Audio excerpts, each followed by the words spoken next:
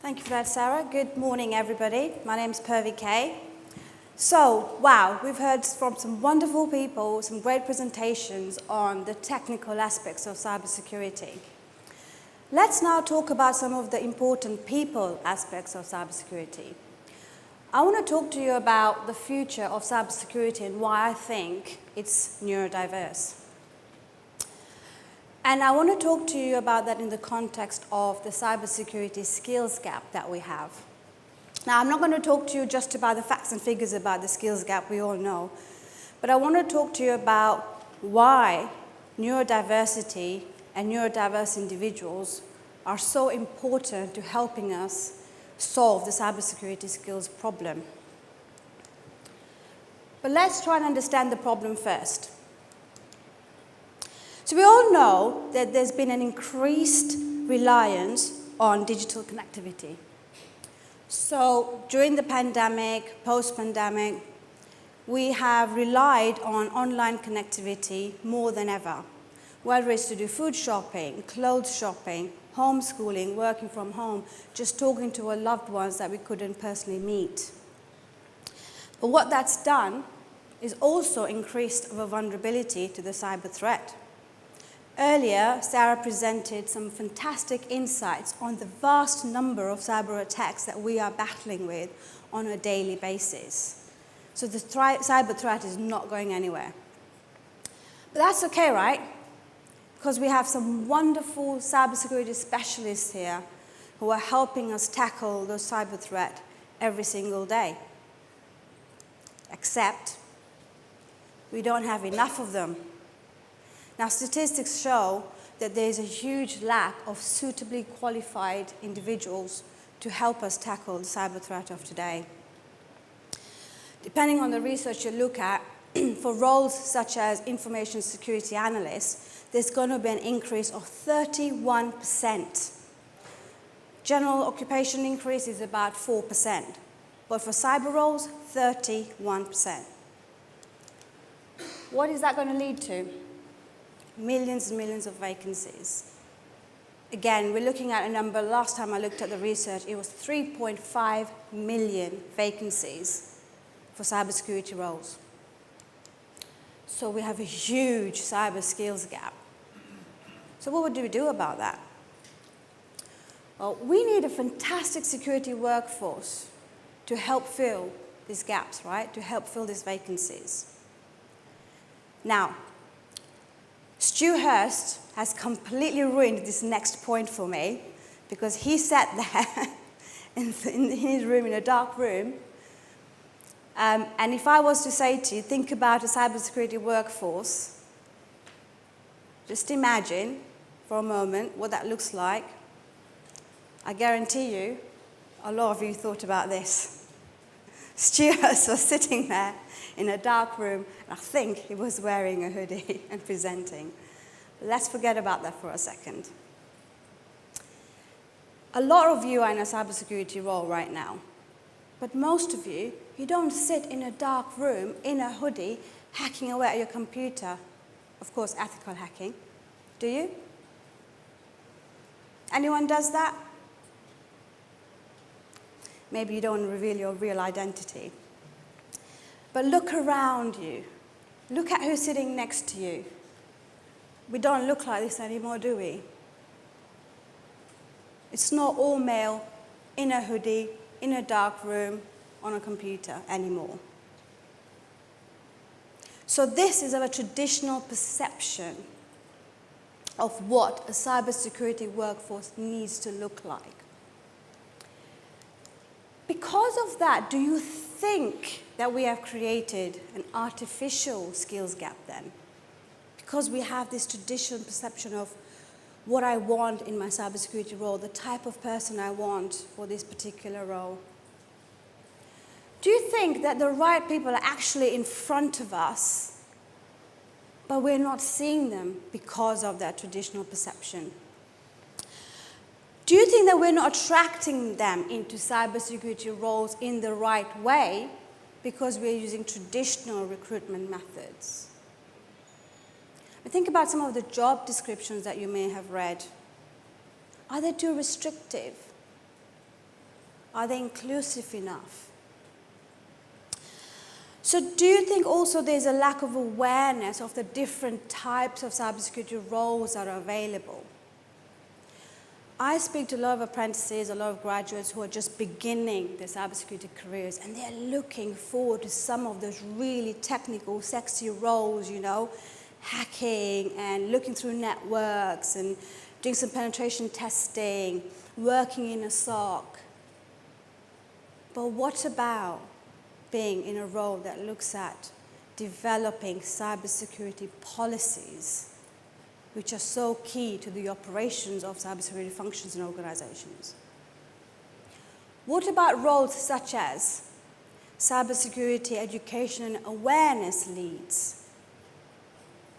You could be sitting in a room with the C-suite and briefing them about cybersecurity threat and educating your seniors on that. That is also a cybersecurity role. So perhaps a lot of us are not aware of the types of roles that we could be doing in cybersecurity. So is it possible that there are individuals that are actually missing out on these vacancies because of all these reasons? And this is a good time for me to introduce neurodiversity or neurodivergence. For those of you not aware of this simply refers to the variation in how some individuals think, how they socialize, how they learn, how they interact, how they can pay attention to certain things. They're just individuals who think differently. They're just wired differently. Here's a fact. About 15 to 20% of the population is neurodiverse. Bill Gates, Steve Jobs, Richard Branson, neurodiverse. Here's another fact for you. 30 to 40% of that population is unemployed, not getting any jobs. Let's have a look at why that may be the case. A lot of the times, neurodiversity is seen as a challenge, a barrier, and for some, it's also considered a disability. And I don't blame them. Just look at some of the terms used to describe neurodiverse individuals. ADHD, attention deficit hyperactivity disorder. How negative is that? Learning difficulties. Negative, right? How about if we pivot that? What if we look at neurodiversity as a gift, as a talent? Because in actual fact, these are the traits, skills, and behaviors of a neurodiverse individual. Look at this. Unique insights and perspective. They think outside the box. Highly creative and innovative. Above average reasoning. How positive is that? Now, can I just say, some of these traits are the exact traits that we need for some of those cybersecurity roles.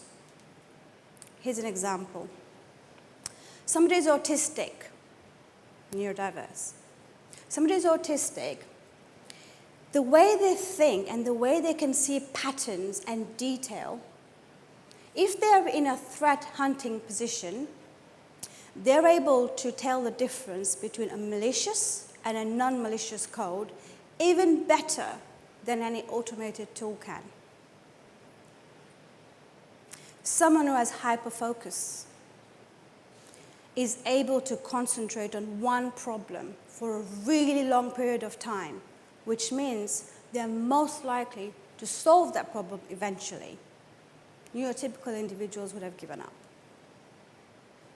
So do you see why these traits and behaviors are so important and the perfect skills for some of those vacancies that I've been talking about? So let's bring this together. How do we connect neurodiversity and cybersecurity? I've just talked about the increased cyber threat. Sarah's given us some great insights on that. And then I've also talked about the 3.5 million vacancies in cybersecurity. Okay. On the other end, 15 to 20% neurodiverse individuals who have got these fantastic skills and traits that we need. And 30 to 40% of them are looking for jobs. Hang on a second.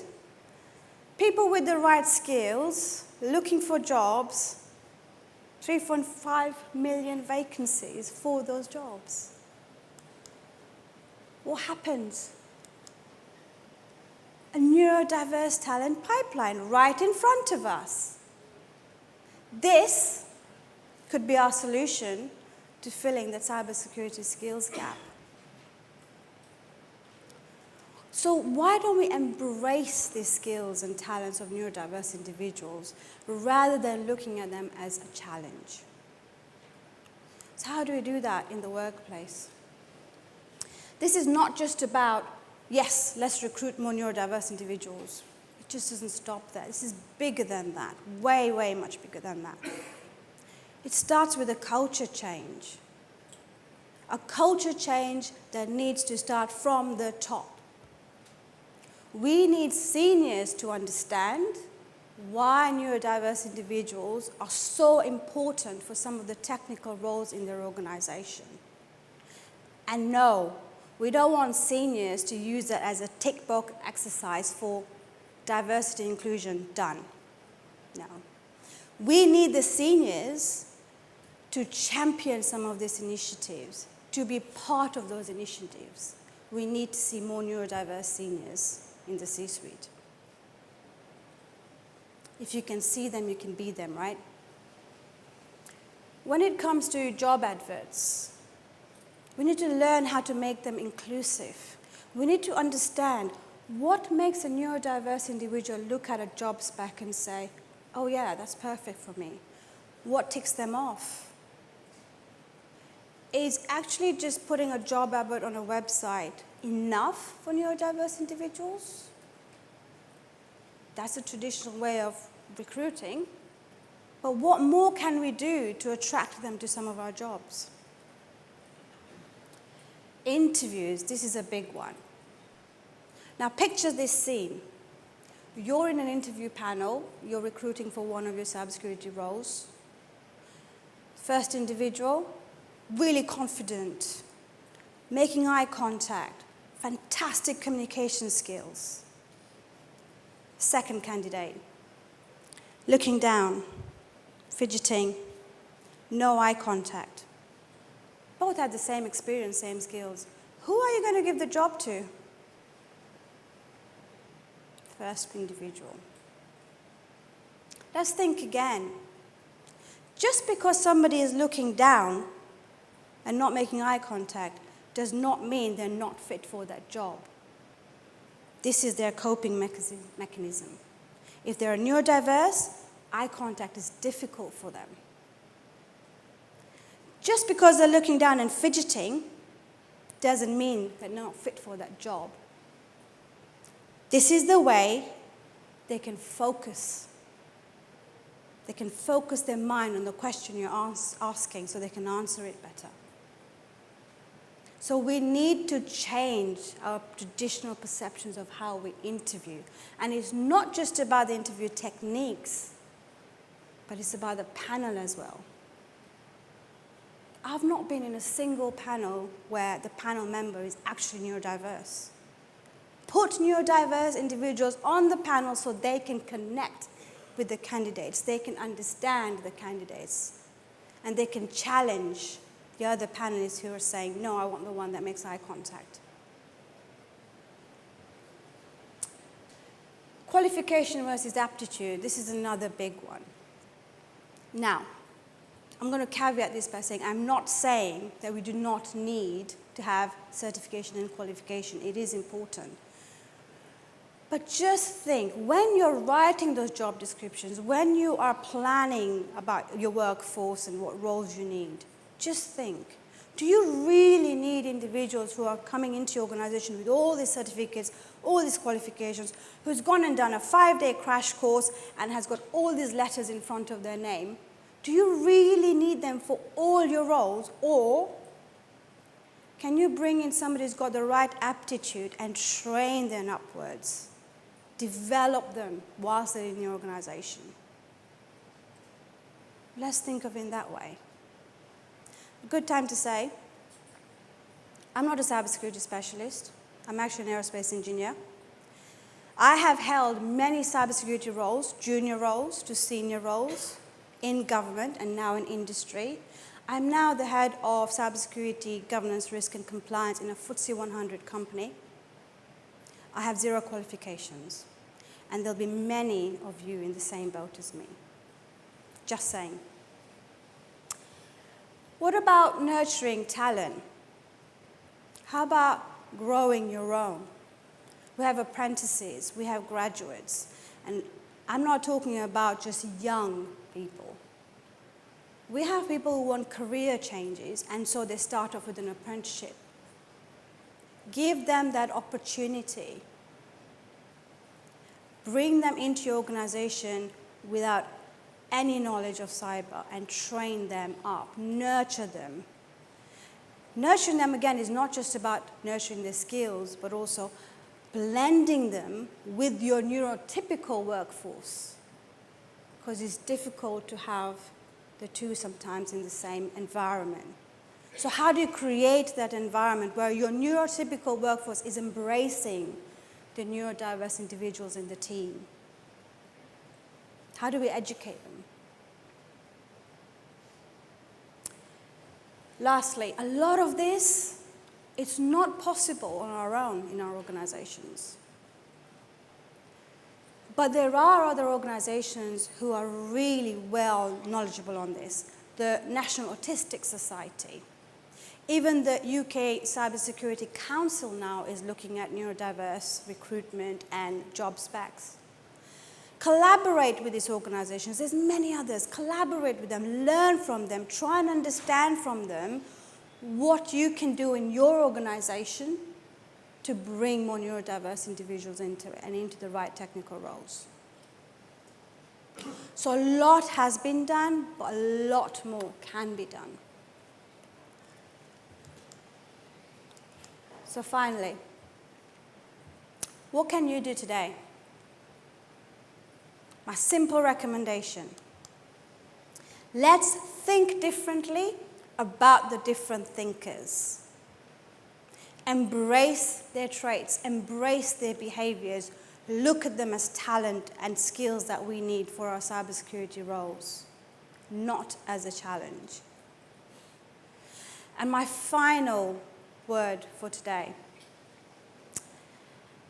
is a personal plea. You would have noticed that throughout my presentation, I used the word neurodiverse individuals.